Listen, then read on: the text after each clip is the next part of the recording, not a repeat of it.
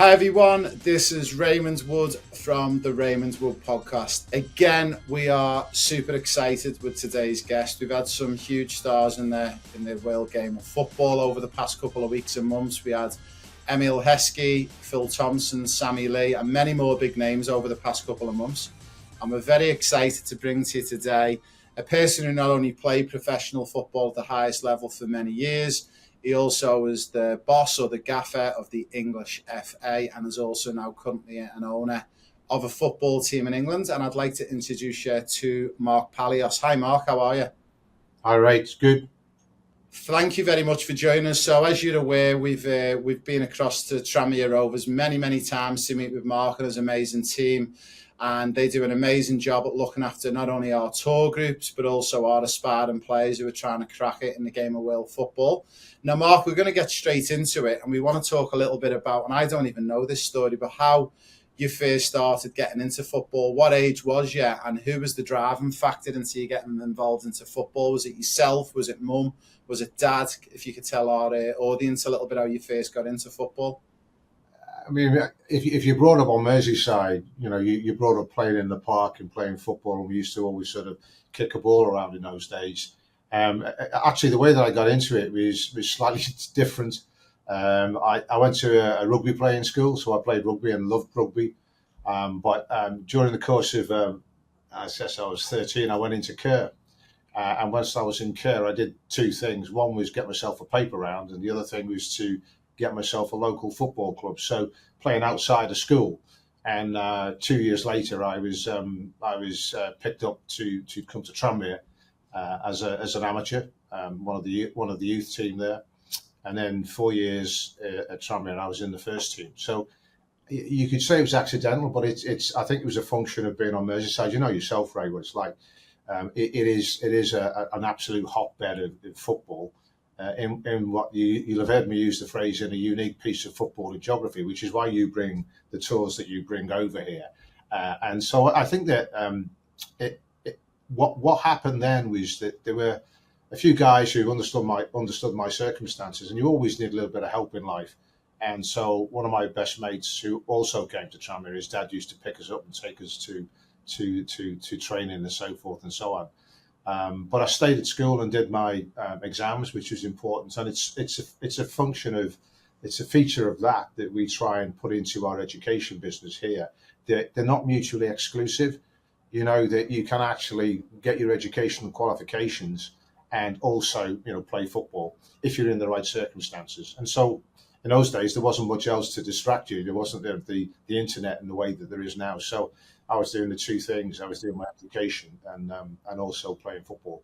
And by the time I went to Manchester University. By the time I was in my end of my second year, I was getting into the first team and playing in some of the competitions that our lads now coming through the education college can play in. And the youth cup, the big senior cups around here that we play. Sometimes we play the first team players. Sometimes we bring in development players, etc. So by doing that, I eventually got on the first team in 1973, and within about 6, 7, 8 games, we were playing Arsenal just after they'd won the double and added Alan Ball, and it's a quiz question. We're the only English league side to have a 100% win record at Highbury, and we beat them 1-0. So from there, I just had a career in football, which. But at the same time, I kept my education going, and I qualified as a chartered accountant and retired after over 400 games, league and cup. I continued to play football outside because I love it, but I became a partner in one of the big accounting firms, and I worked for the rest of my career doing that. A phenomenal journey so far today. And one of the interesting things, and I'm not just saying it because you're on the camera, but is it true that you're 71 years of age? Flashy will get you everywhere, mate. Yeah, I'm 71. Mate, seriously, I honestly thought when I seen that, I'm like, no, I'm thinking 60, 61. So, mate, trust me, I want to know what moisturiser and cream you're using because it's going good. That's what my wife. It's good, mate. Just very quickly, Mark, just for our younger players and families in Australia and overseas in the likes of the US and the Middle East who are trying to make a go of it into professional football. one of the contentious areas is always the amount of hours. And, you said growing up in Liverpool and Merseyside, it's a hotbed of football, and you probably were playing like I was 20, 25 hours a week. You just lived and breathed it. But what have you seen over the game over the years, and what do you think is sort of like a correct or a minimum amount of hours a player needs to make it as a pro? What's your opinion? Everybody knows the 10,000 hours rule, which is, if you want to be an expert at anything, you've got to have 10,000 hours in it. And, it's not for me to say that's right or wrong, but basically, the more you practice, the better you do. But I'd say that one of the things that I did know, because I'd say I was a rugby player at school and I was physically fit. And of my 12 seasons in the Football League, for 10 of them, I played as a part-time professional. Now, everybody else was full-time in the league. And the reason I thought I was able to do that is because I thought I could get myself absolutely ultra fit. And I was an athlete and I was box to box and so forth and so on. And so when I went to the FA, and I knew that people in the English game in particular was pretty arrogant. If you hadn't played the game, you didn't have a view, and I think that's entirely wrong. And when I went to the FA, one of the things I did was to look at the various systems that were around the country. And so Gerard Houllier, who was a Liverpool manager at the time, he took me around the French system. He was the architect of the French system, one of the architects of the French system. And at that time, which was probably 2001, 2, 3, so around that time, the French, of course, were coming through.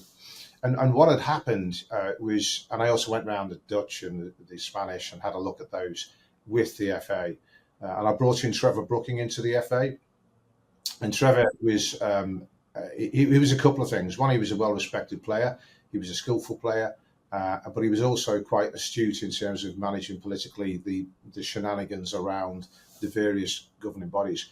But when I went and had a look around the French system and Clairefontaine, etc., and I came back, I think everybody had got it wrong in the sense of we were trying to build St. George's as I would call it a monument to failure. We were trying to build Wembley as well, and that's why the FA was bust when I went into it and had to fix.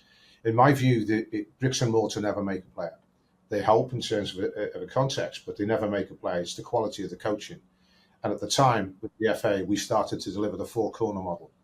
So and this resonates back into what our lads do today here at Tranmere, because that four-corner model came into play in 2007. And it was about the way in which they develop players and the route they develop players. Now, I think that's the cornerstone of modern British coaching. And if you look at it in 2007, you roll it on 10 years to 2017, and that's when kids who were coming in at 8, 9, whatever, 6, 7, were coming through the system. So 10 years on, in 2017, we became the under-17 world champions, the under-19 European champions, under-20 world champions. And that was because of the work that was being done in the FA at the time and the stuff we brought back from France and all the other systems that were there. And the four-corner model it's been tweaked and developed. Ian Bateman, who's a great guy, a contact from the FA, our lads work with him all the time. So we're right at the cutting edge here of the developments of coaching within the FA. And you're looking at that coaching model. It's now producing winners at an international level, and you see the quality and depth of the English squad, and that's all coming out of that basis of coaching. And I like to believe that we're right across it. It's gone to another level. I was only very young. I think I told you, I was going through my coaching journey in the early 2000s, and I was really introduced to that model just as I was doing my level 1s and level 2 coaching badges, and to learn that four-corner model principle. For our followers who are not sure what it is, it's physical, tactical, technical, and social. And it's all around the 4 different elements that you need to look holistically at a player. And one of the stats that I was very fortunate, I think I told you, Mark, that I worked on part of that EPPP reforms for Leicester City and worked closely with the FA. And we've done a lot of the donkey work for Leicester City to get that Category 1 status. But it's amazing that I think the stats when they first done it in the men's game, I think there was 11% representation who were born in England who were playing in the Premier League. The stat's now 39%, which is a pretty big stat in itself. And that's a testament, I think, to some of the foundational work that you guys started to lay in them early years. Yeah, it's difficult because it's a long-term view. So again, just to blow the trumpet of the international lads here, we had a 3-year memorandum with the Chinese, with the Inner Mongolian government, which was the government, the part of China that was deputed to develop grassroots football in China when President Xi said they want to win the World Cup in 2050. One of the problems is of working with people like that is what you've just touched on, and that is that these are long-term goals, and so when we embarked on this in 2007, when we refined it at the FA, it really becomes difficult because the results are not being seen for nearly 10 years.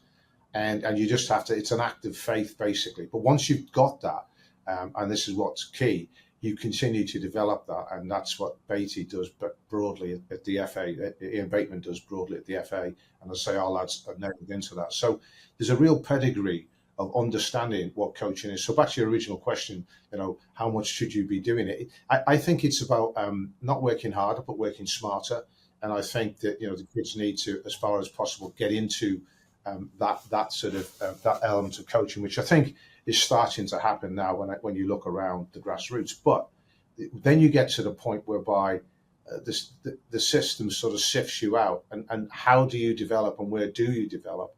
And that's where it becomes important that you get your chances at the right time.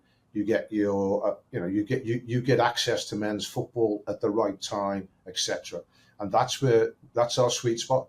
That's what we've focused on. So our very early academy, although we will go back and probably get some younger age groups in, we scrapped that because it wasn't something that we felt that we could do efficiently. Well, we could do it, but we wouldn't win because Man United, Man City, Liverpool, and Everton around us would just hoover up the best kids, and we'd end up with third-rate kids in it to start with.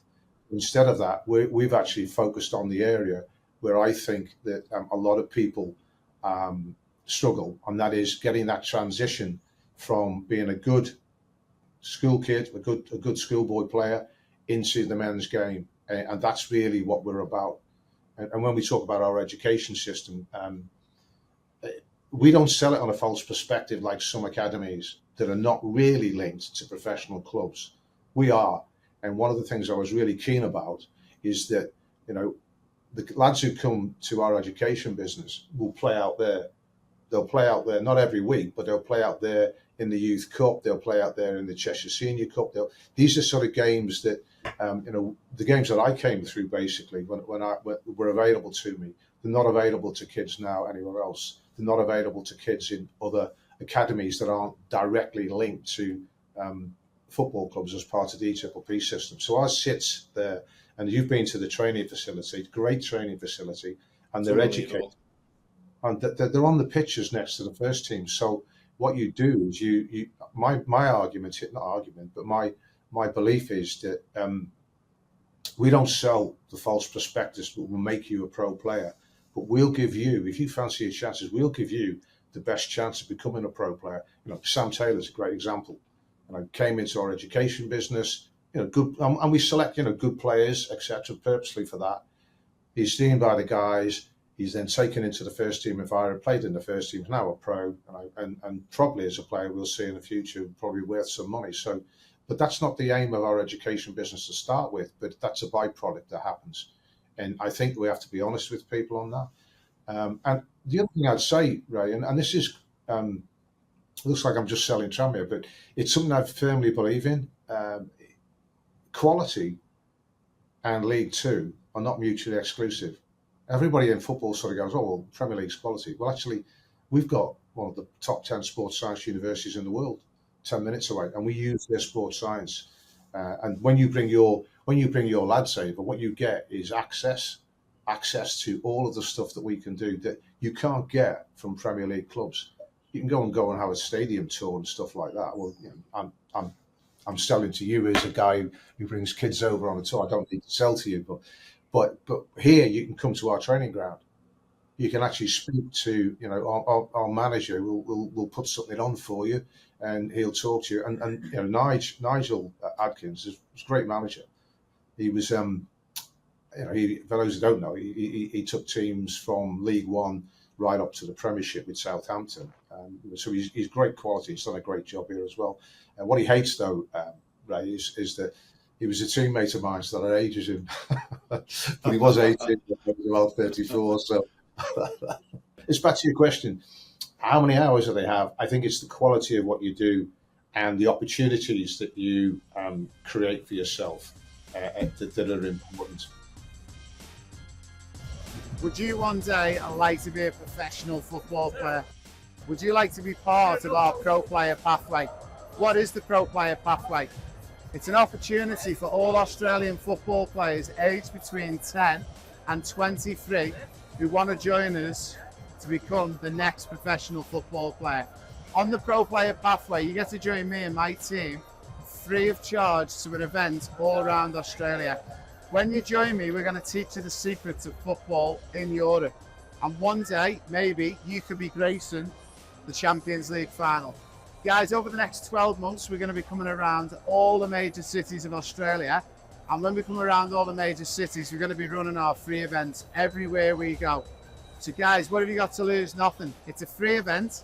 It's for boys and girls aged 10 to 23. And I'm going to teach you the secrets of becoming a top European football player. Oh, and one final thing.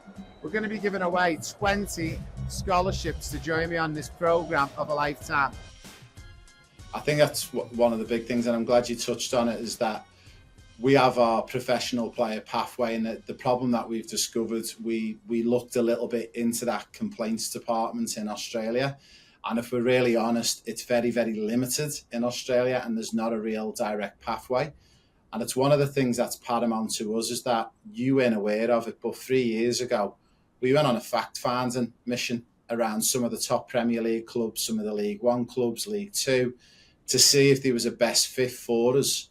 And ironically, the two clubs that we've discovered and we work more closely with externally from one of the private academies is yourselves and Bolton Wanderers. And it was more so with yourselves because, one, it creates that environment, as you said, to be next to the first team on that training pitch, which no one else can offer at the moment.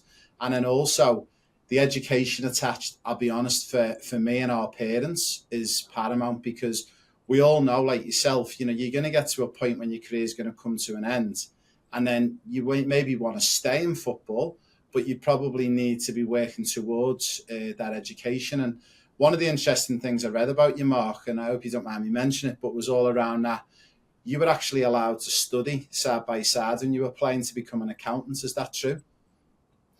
Yeah, I mean, the club had asked me to sign pro before I went to university, and I'm as a lot of people in Australia, I'm a Greek immigrant doctor's son, so they're not all doctor's sons, but a Greek immigrant son. He instilled in me. He was out of my life when I was 11, but he instilled in me basically the need to get yourself educated and do the best that you can in that. So, and as I say, there weren't that many distractions. So being able to sort of do my A levels and get to university, and I turned down the contract, to be honest. And then by the time I got into my second year at university, I was still playing in the Sunday League here because they couldn't stop me, because officially I was still an amateur. I don't know, they were paying me money, but expenses. And I got injured in that, and I was out for 13 weeks. And they said enough's enough. We'll have to sign. But so in my third year, I was basically had a league contract, and I was playing. But once I'd finished at university, I did some psychology work, because that was my degree, and I did some masters in sports psychology, which I never finished because I thought the quality of sports psychology in those days was absolutely rubbish.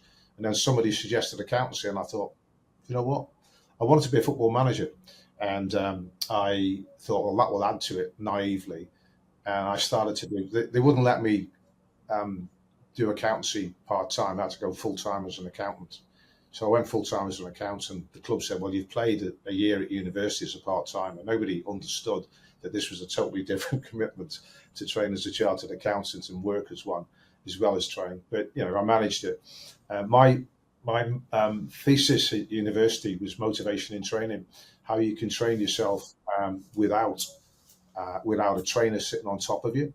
And I use that specifically to keep myself ultra fit, knowing again, and takes me forwards into when I went to the FA, knowing that players did not optimize their ability. They did in those days. They did just enough to get by, and I knew I could compete as an athlete. And I scored about 60 odd goals from midfield, playing as a destroyer in midfield, and that was because I was able to get into box to box. I can even tell you that I had a hard session on a Monday night if I didn't play 2 games a week. And I can tell you the times that I used to have running 440s and 880s and so forth, an hour of real drive that mirrored what we were doing on the pitch. So sorry, I came away, but the education piece was important. And I'll just touch on something else here. If you start to think about it, I'm sure you have.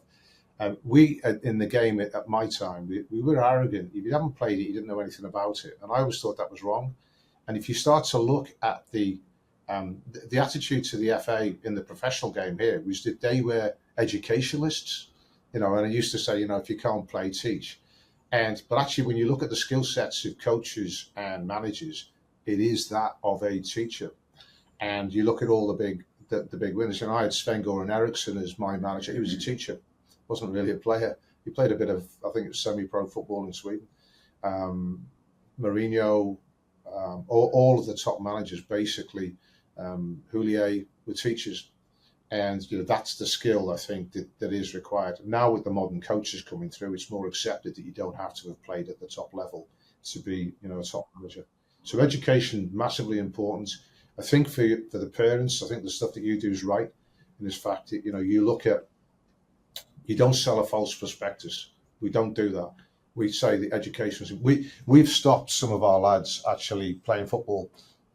We've taken away the carrot if they haven't filled their pieces of work in homework and kept up with the coursework, etc. And everybody knows that they're really there to be educated. But the other side to it that possibly I've not mentioned, but I know that really works well. Yes, the manager can say we need a couple of lads on for a session in terms of when they're doing shape or this or that and the other. And we think we'll have another 2 lads at least coming through this year into the first team pool next year. But one of the things you can't see is the lads that you work with, Dan and Matt. There's always been in professional football this sort of barrier around the first team. And because what we've tried to do at the campus is to break down those barriers and to get coaching homogenized across from the first team through the international business and through into the education business. Lots of good things happen in that. So the lads who are coming out who might not make it as a professional footballer, but might want to make it as a coach and continue to play as a semi-pro or whatever, they're getting the opportunities to get trained with top-level coaching with these guys. So that's the type of thing that they can do as well. And, it just works well. It's just, and it is this honestly about, what we're about. We love it. Yeah. It's so special. Like we're so happy to have that partnership with yous, and we're also trying to encourage other clubs in England as well to set up similar formats, because I think it's a win-win. Oh, don't tell them what we're doing. Don't tell them what we're doing.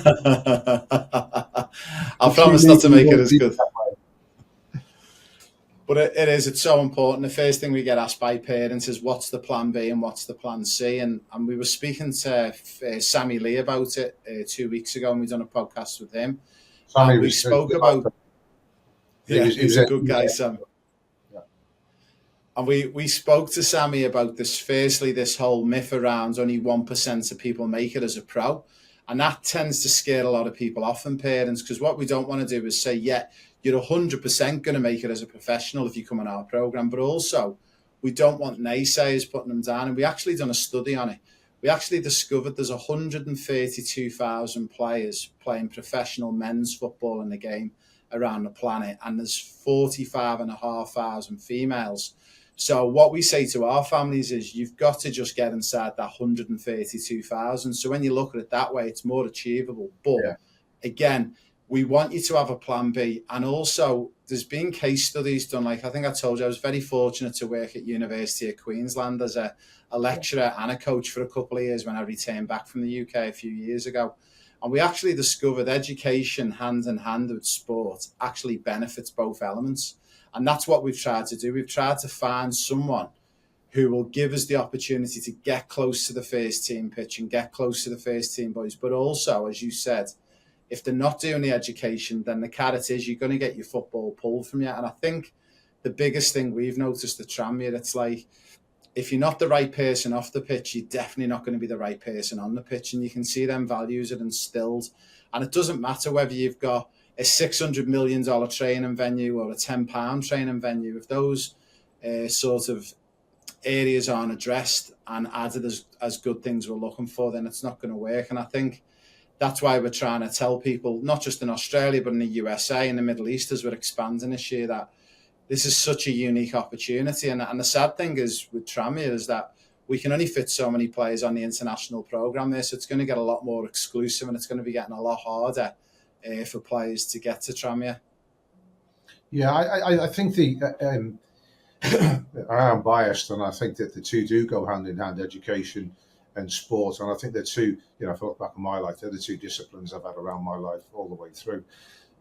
Maybe people wouldn't want to have my life, but there you go. But I think for me, the real attraction is when you add all those things together, the coaching, the fact that we have access to the FA to the extent that we still do, the fact that coaching will develop, the fact that we develop relationships across the US, for example, trying to do it across Australia. We've got other countries as well, which we work with, Indonesia, China, etc.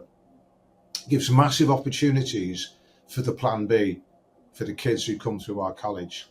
Add on top of that, the fact that, you're getting top quality coaching, and they're then asked to potentially help deliver some of the football tourism that we do, where we put on coaching sessions, etc. So there's a ready-made opportunity for them to start to develop the skills. And yourself as a coach, you can learn it all in a classroom. You've got to go out there and you've got to control the group, and you've got to adapt and react to different groups, etc.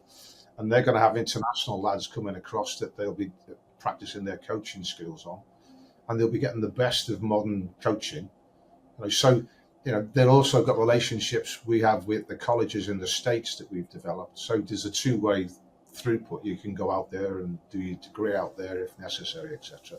So I just think it just works so well, and the synergies. We're pretty excited and opening up the Australian market with you guys. So because that's yes, we will be constrained in terms of the numbers that we can take, but we've got plans to develop the rest of the campus that will enable us to add a residential element to it as well. I can't say when that's going to be, but that will be a major plus point for the club and for the kids who are on those courses. One of the things I would say, just if you go into, because we use what I say the old academy, we've got new academy dressing rooms there, but because I came out the EPPP academy system, as I said, because it doesn't work, and basically our college is there as a substitute, but there's no blocker in between our college now and the first team. But if you actually look at the walls there, they've got so-and-so's got a contract as a player, played first team games, so-and-so's trained with the first team and stuff like that. It's quite interesting to see that what they're aspiring to is to actually go into training sessions with the first team, being involved in shadow, being involved in some of the bump games, as we call them, games we arrange behind closed doors, etc.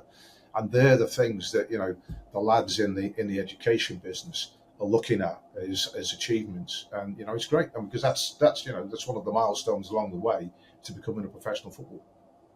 Well, I suppose for you guys, it's a win-win as well. It's another carrot to dangle. If you've got 50, 60, 70 international students and there's an opportunity for 4 or 5 of them to step up and play in that game once, twice a week, it's a great carrot to dangle for those boys who really, really want to push for that position. Yeah, I think what we're doing now is we're trying to expand out the gap between the education business and the first team. So we'll be looking to sort of expand that area, and also slightly below the education business, younger, so that they'll be actually the recruits of our next cohorts, etc. And that's been a natural extension. But we wanted, first of all, to sort of get the thing right before we did that. But, it's things like playing in the Youth Cup as a kid is just phenomenal. And you can't get that. It's huge. Unless you're actually in one of the EPPP academies anywhere else. Playing in my first team game, my first team game was a Liverpool Senior Cup game against Southport, who were in the league then, and then against Liverpool in the final. Wow. There was a picture of me out jumping Phil Thompson. I'll have to tell him that when I see him next. I haven't told him that, so yeah. So it's I just think it's well, I would say it's great. It's good that we can offer that around the place, but it's also important to the club as well. Hey everyone, we are coming around every major city in Australia over the next 12 months.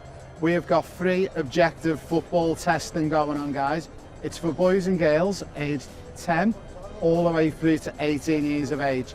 The objective testing is quite simple. We'll put you through our 6 tests and then give you your results: physical, technical and tactical. And also, we're going to choose 16 winners to join us on an all expenses paid trip to Europe in 2024 and also 2025. Guys, what have you got to lose? Nothing. It's free to sign up.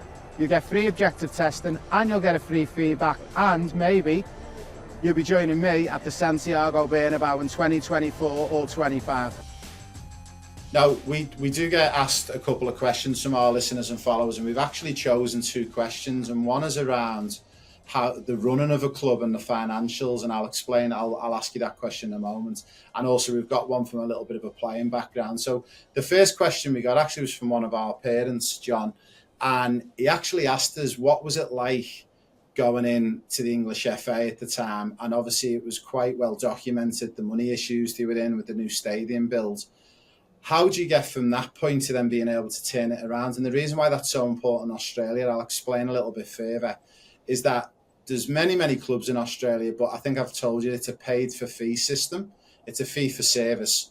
And most players in the NPL, which is the so-called top level of juniors, pay anything from $3,000 to $3,500 a year. So some of these clubs are operating on about $2 to $2.5 million budgets. And I've said to some of these clubs in the past, you're actually operating on some bigger budgets than semi-pro teams in England, and they always seem to find themselves in financial trouble. Just for maybe 3 to 5 minutes, how did you go into the English FA, and was that daunting knowing like the issues they were in, and how did you turn it around? I suppose one of the difficulties of explaining, because a few people have said to me over the years, how did you get to do what you do? And the answer is that I was very lucky in the area of the profession that I chose, which I started to work for half of my career. I was working in insolvency, and so businesses that had problems. And if you keep your eyes and ears open, you start to see the common themes, you start to understand. And I talk about, you create a model in your head as to how businesses are and how they should operate, etc. And it's the best MBA you could have. It's rather than going to college and actually just doing an MBA. I was doing it day in and day out in the real world. So you can't. It's difficult to give that to people if you haven't had that experience. And then on top of that, I had one of the things when I was playing football was that I was just a technician as far as I was concerned in terms of the work I was doing as an accountant. I'd do my job. I'd leave the office at 5:30. All the other guys were climbing up the greasy pole, but I was off to train because I had to train every night, very often on my own, to be able to compete. So they then offered me a partnership, and when I went into the partnership, I turned it on its head and then started to look at the business that I was actually doing. I started to think about it a lot more, and I learned a lot more very quickly. And in doing that, you then get to say you understand the pattern. And the way I do turnarounds is you create, it's not just logical, you create a breathing space, you take out the organic potential of the business in that breathing space, and then you get a capital transaction. So, and that's what I do with clubs. The FA was slightly different because it was really a crisis situation. They needed, they were about to accept 130 million of debt, and during the build up to taking the job, I was working during the day on core steel. That was what the assignment I was working on for PwC. And by night, I'd go into the FA before I took the job, and I would, talk to the FD there and get the forecast that they had, and sort of get the picture. And I worked out that I needed 27 million in 21 days, otherwise the whole thing would crater. There's a syndication with a load of different banks and a load of problems in the syndication. But if we didn't get the 21 million, the 27 million in 21 days, it would crater. The FA had already fixed up a loan of 130 million to get them through the construction, but I didn't agree with that. I felt I could do it differently. And that's just experience and the people I knew in the city, and they trusted me. So in the end, I agreed an overdraft facility of 90 million with Barclays Bank, and said to the FA I wouldn't take the job if they took the 130 million debt, because without getting too technical, if they'd taken the debt, that would have cost them XXX, and they would have had to repay it within 15 years. And the way it was structured, if the stadium was behind schedule, the contractor could have held a gun to our heads because we were paying interest on 130 million of debt, and it hadn't opened. So I changed the syndication agreement. I arranged 90 million of overdraft where I felt I could manage it through. I renegotiated the television contract, which was basically the majority of the income that the FA got, and it was about to take a 33% drop from what it was. Wow. So it was about 230 million. And I advanced some of the monies from the contract, which Sky were happy to do. And I managed to get Wembley built, and we were only overdrawn for 8 working days to the tune of 4 million quid. So we never used the other 86 million that we had in the overdraft facility. We didn't take the 130 million of debt that the FA and the Premier League had arranged for the FA. So that really was the main issue. I had restructured the deal around Wembley.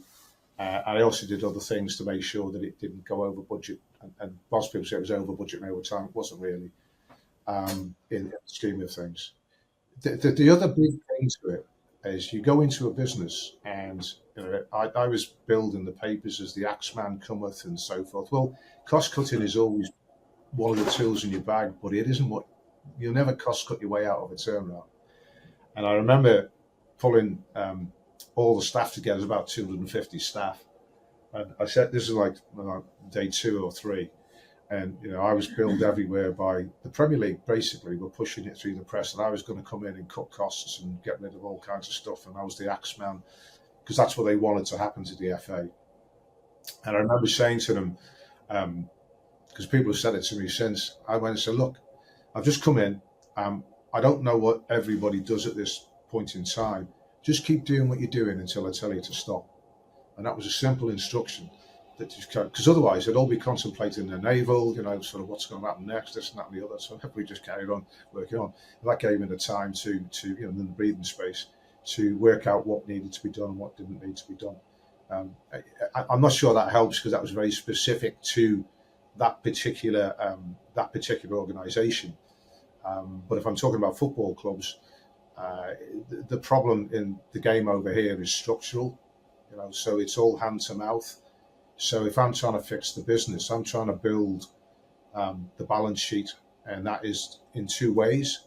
One is to get rid of debt, because if you've got debt, you've got this obligation I hate. So I reduce the debt as much as possible on the balance sheet, and to build assets which are what I call football performance agnostic. What goes on out there in terms of the international business doesn't affect the revenues that we get off the international business.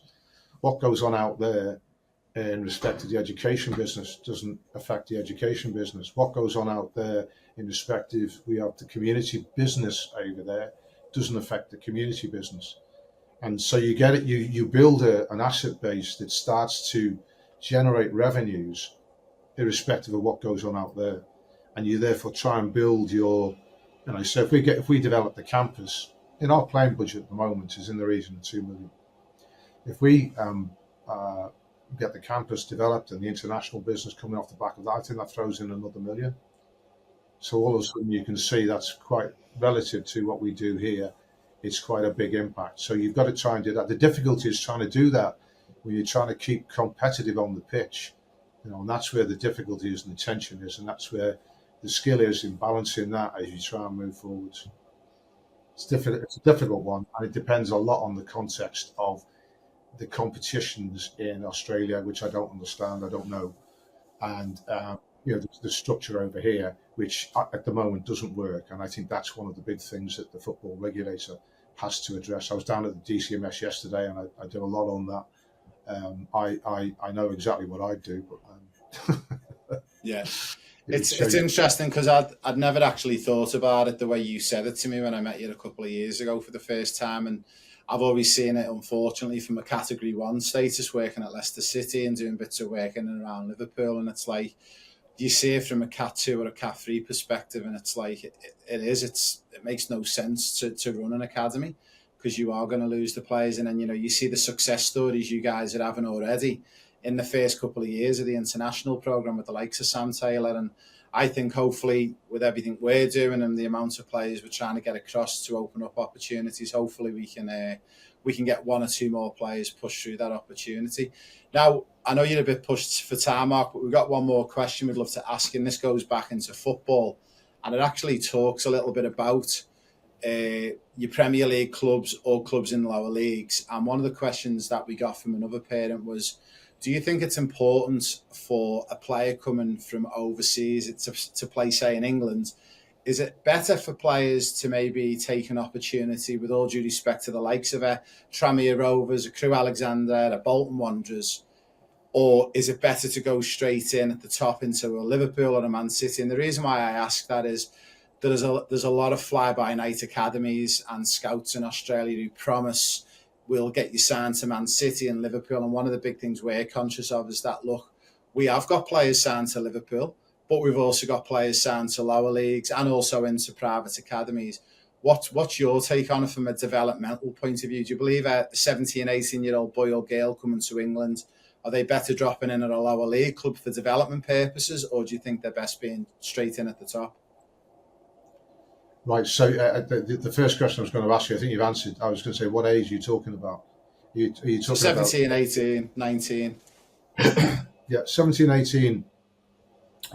Personally, I think that if you're looking at 17, 18 and coming across to England, you're competing against lads in an academy. Let's assume that these guys are really good enough, and that the scouts are actually producing players or getting players that haven't been picked off. And I question why that is, because I know that scouts these days from the Premier League are looking at young kids. So, has the filter happened or not happened? Because if you're 17, 18, my guts are that you probably, and I would say this, you probably need to come to a club like us, or a club like lower league, rather than going into the Premier League. Just to roll back a little bit, one of the things that I was saying before was that we would run a Category 3, and we were the top Category 3 club in the country. But I think I explained to you, we get third rate in because the parents are the filter at the front end, and they take them to Man City, Man United, and so forth, and Liverpool and Everton. They play in a Category 1 system against Category 1 players. We play in a Category 3. And when Kumas, who was on the bench last night for Liverpool, was 12, he was nicked by Liverpool from us for 15,000 quid. Okay, there's some kind of sell-on. So the whole system in that regard is biased that way. So you're then looking at these kids coming across from abroad. And I think one of the plus sides, I would think, if a Premier League club has decided to take you on in their academy, or be giving you a pro contract, I would have thought at this stage, And I would imagine that's going to be unusual at that age because they'd have been picked up when they were younger, and the family would have been shipped across. They've got the cash in these clubs to look after you in terms of um, acclimatization. I think acclimatization isn't so much of a problem for people from Australia or other Western countries like the US, etc. But it's certainly one of the things that we um, want to look at. And I think you probably, if you come into a club like us, it's smaller, it's much more personal, and therefore you probably would get that. I think in terms of the game situation, a lot you need to be careful because you need to look at the academy system in the club. As I say, our academy system, I think, was a block. So if you go through what I've just said, that we get third rates in, they take them all the way through. Why were we rated one of the highest academies in the country? Why were we rated? Yes, we won the competition that they were in, but actually it was one of these self-aggrandizement type schemes, I call them, whereby you got rated highly if you ended up giving a pro contract to a player. And I felt we were giving pro contracts to players, with all due respect to them, that were never going to make it in the first team. And so it just acted as a block because you wouldn't be finding players from your college who possibly were better because these guys had been in the academy for 8 years and they were given the contracts. And so I think that taking that out made it a lot more honest and a lot healthier. And so if they're coming to a club, just look at what's happening with their academy, their proper academy. I'm not sure that helps, but I think that I would say if you've got good lads, you've got to put them in a position whereby they have a realistic chance of being judged fairly. Because if you come across from all due respect from Australia at 17, and you've got a lad who's 17 playing in the same position, whom the coach in the academy has been bringing through for the last 8 years, who's he going to back? That contract. And he gets judged on how many players he brings through as a contract. Yeah, it's a real tricky one, but it was a good question that one. I thought I'd throw it out there because I know conventionally, normally players aim to come across, especially the boys. Like, we're a big advocate if players are recognised and identified. We've sent players recently. We had a boy from Perth who went to Bolton, Everton, and Blackburn, 2 Cat 1 clubs, 1 Cat 3 club. And he's about to be signed by one of them, which I can't reveal yet, but he's only 12 years of age. So we're finding with the boys, they're going across a lot earlier so they can get through the system and get developed better. It's getting a lot harder, I think, at that top level to get the younger players through. Now, just to finish on, Mark, and I really, really appreciate your time today, but we obviously come across in January and we brought, I think it was 21 players across, and those players had time of their lives coming to Tranmere. We're very excited to announce that 6 of them have been offered to come across and join your education and playing programme. So we'll reveal who they are in the coming weeks. And we're going to be coming across in September with our football tour, which is a little bit different than our pro player pathway. We've got our biggest tour to date. We've got 120 guests coming across from Australia. So we're very, very excited. We've had a lot of parents asking who've seen the videos from last year if they're going to get an opportunity to go to Tranmere. And we've actually got a little following of about 5 or 6 families who are really keen to make sure we get to a game. So we're going to make a big point of getting to one of the games this year. But next January, we're going to be bringing our biggest allotment of players across. It looks like we've got 45 to 50 players coming across. And obviously, as we said, we can't fulfill all of them in a Tranmere, but there's going to be an opportunity, hopefully maybe for another 5 or 6 or 7 or 8 to join your programme. But is it exciting for you to see Australian players coming across to join your education programme? It is absolutely, Ray. And not flattering you, but to find somebody who's got similar values, because I think I was going to mention this before, it's the values that you put into the players that's massively important. So I understand what the parents are concerned about, that there has to be a plan B and a plan C. And I think that we can help you provide that for them. But Australia is a natural place for us to look and to develop that market of kids, because we've also just taken on a lad from Senegal, and we know that, and we're looking at how we can. He's got to acclimatise, and it's a lot harder for him to acclimatise. He speaks French, and my O-level French isn't the best, but it gets me by with him. So we have to make a special effort to acclimatise those guys. I think that obviously Australia is a similar culture to here, and they'll adapt. Also, yourself, mate. Merseyside's a great place, isn't it? I mean, it's it's amazing. So if you're going to come to anywhere in the UK, I'd recommend somewhere like this, possibly Newcastle. I think, yeah. I think, to be honest, as I said, a city like Liverpool with Tranmere Rovers, Everton, Liverpool. You got the new stadium that Everton's building. You've got Man City, Man United, Bolton. That only.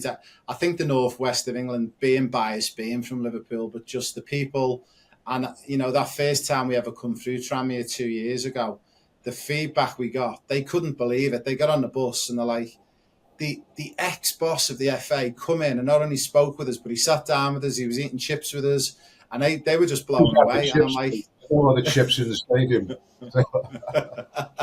But we were like, that's the normal. That's a Liverpool thing. I mean, I've met Phil Thompson before. I grew up in Kirby and my uncle was really good friends with him, but I hadn't really spoken to him for 22 years. And we sat down last week in the Albert Dock and we were there recording the podcast, and it was it was amazing to think I'm sitting there with someone who's won 3 Champions League, 7 league titles. He's lifted the Champions League and he's chatting to me like he's just a mate in the pub. And I think that's just Liverpool. And I think that's the north of England in general. Yeah, no, it is. I mean, obviously I'm biased as well, but at the end of the day, I think it's part and parcel. One of the things I would say is that, I've looked at what we've done, and recruitment's massively important. And I think what we've done on recruitment now, I was just talking to the club secretary, and he was saying that the squad of players we've got on first team players, and this is quite important for the young lads that we're talking about coming in, the squad of players that we've got at this point in time is the best squad of players that we've got from from a good person perspective. If I can find the right phrase for that, the good people, the good pros. And we've done a lot in terms of the due diligence on players now. Before we sign anybody, we look at, are they a Tranmere player? And that means a few things. Yes, you're a competitor. Yes, you're aggressive. Yes, you're brave. Yes, you'll do it for the team. But actually, they've got to be good people as well. And I think we've got a great dressing room, which is, we had a bad start to the season, but you've seen that quality of individual, come through, and that makes it better. When lads come over on the training pitch and they're sort of involved, it's good that they come and see good professionals working hard, but actually not holding them at arm's length, and they try and help them and they like them and they'll pass to them and stuff like that. So, it's just I think it's massively important, and I'm very proud of the culture of the club. Yeah, I'm very excited. We're very excited for the growing of the partnership, and we've got a lot more exciting news going on, and we're trying to get a few football legends across to Australia. We're running a big national tour next year in January, February, and I'm going to have a chat with you off air to see if it's something we could open up for the likes of Matt and Danny, but also potentially if in the future we could get yourself across to Australia as well. It'd be amazing, Mark. Yeah, no, I'd love to. I'd love to. Nicky likes to travel, so I've sort of fairly reduced that over the last few years because we've been working so much here at the club. But the international side to the clubs, taking us to China, to Indonesia, etc. I haven't done the States with Matt and Dan, but certainly Australia would be something we'd look at. And so, there's some other things that we can talk about as well at some stage, which we can develop. We're pushing esports out, which is going to be quite interesting going forwards, and we've got new apps and things like that. So Phenomenal. We're actually going into the digital age in a big way. So maybe we can combine with you on that and see what can be done. Yeah, sounds awesome. Well, look, a big thank you, Mark, to you and your team, and for giving us that lovely view of Prenton Park. And we're excited to come across and see it in May. And we're going to be across for 3.5 weeks, and we'll come and pay you a visit at the club. And a big thank you. So, guys, a big thank you to Mark and his team. Thank you for joining us at the Raymond Wood podcast. And on our next episode, again, We've got another super duper coach coming all the way from England, and we can't wait to bring more of this content for you. Again, guys, we really rely on you liking, giving us comments down below and sharing. It's the only way we can bring this free content to you and to bring guests of the level of Mark Palios. So a big thank you, Mark, and we'll be in touch in the coming weeks. Thanks, Ray. Look forward to seeing you soon.